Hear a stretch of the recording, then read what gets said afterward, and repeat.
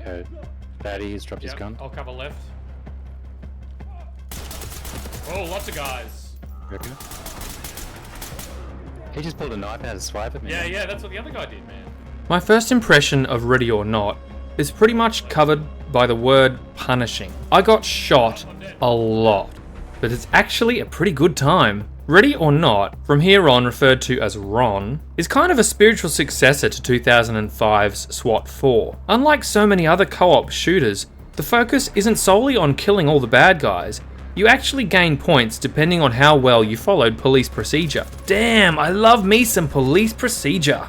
Liaising with defense attorneys, logging evidence, filling out a T180 form and mentoring the rookies. Nah, I'm yanking you, Crank. Just yell freeze police before you drop them like a bowling ball covered in baby oil.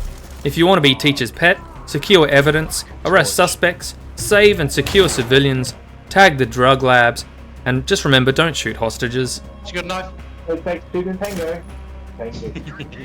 At the end of the mission, assuming you survive, Ron tallies up your efforts and then deducts points for any blunders you've made. The gameplay can be as silly or as serious as you like. I found either enjoyable with mates. You pick your mission, gear up, with a pretty decent wealth of choices of assault rifles, SMGs, shotguns, pistols, all the usual sort of stuff. Choose your armor and your gadgets, and then launch. One of my gripes with the gameplay is the lack of a run button. Why is there no run button? I'm stuck with this depressing slow walk like I'm off to buy milk at the corner shop. Another thing was the enemy AI. I found them a little bit inconsistent. At times I'd be able to floor 3 in a row with minimal accuracy on my part, and other times there'd be one roaming Rambo with wall hacks activated. You'll actually be able to convince some of them to drop their weapons and give up. Others will actually go down fighting, and others still will pretend to give up, wait for you to get close, and then introduce their knife into your trachea. So the moral of the story is, don't let your guard down. Graphically, it was a little bit of a mixed bag for me. Running on my mid-tier system, the frames dropped pretty considerably, with anything above low settings. It looks impressive in higher settings, but it is marred by some pop-in when you first load the level, and it becomes unplayable as soon as my character moved. From what I'm hearing, it sounds like it runs reasonably well on higher spec machines, so honestly, your miles may vary. Something else to note is that the load time for joining lobbies and games is actually pretty noticeable. It's not Grand Theft Auto levels of obscene, but it's something I did notice, so I thought it was worth mentioning. The music is nothing really to write home about. It does the job, it's pretty dirty and atmospheric, with occasional rises and crescendos when the mission's going a bit tits up. It did fade into the background most of the time, which was actually fine. The sound effects are actually pretty beefy and reliable. The assault rifles develop a really meaty pop when firing. Holy sh**, that's loud. And I must say, I like the graphical effect of the disorientation during a fight with incoming fire.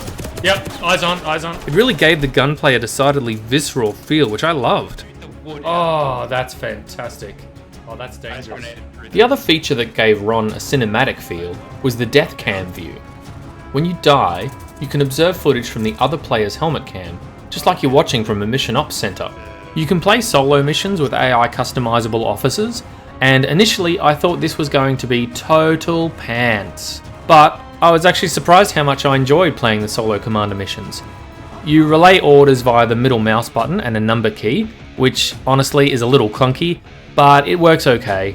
The AI buddies seemed effective enough and didn't seem too prone to dying, provided I was careful with my orders. It costs a sizable $73.50 Australian, which is around $50 US. I actually was lucky enough to buy it in alpha in 2021 for about $50 Australian, and since its release it seems to have gotten quite a bit of traction around the place, and its popularity I think may have increased the price. At this point in time I feel like $70 Australian is a little bit much to ask for this game. Unless you're really into those police procedurals, first-person co-op shooters, I'd actually recommend waiting for a sale, probably for under the $50 mark. If you're looking for a police-style game and don't mind a 2D top-down view, I can highly recommend Police Stories on Steam. One of my first YouTube videos was a playthrough of Police Stories, so if you do watch it, beware the quality is a little bit shoddy. Summing up, Ron has a good co-op multiplayer mode that has a few potential graphical glitches, a single player mode that's serviceable, and gameplay that rewards careful, considered play.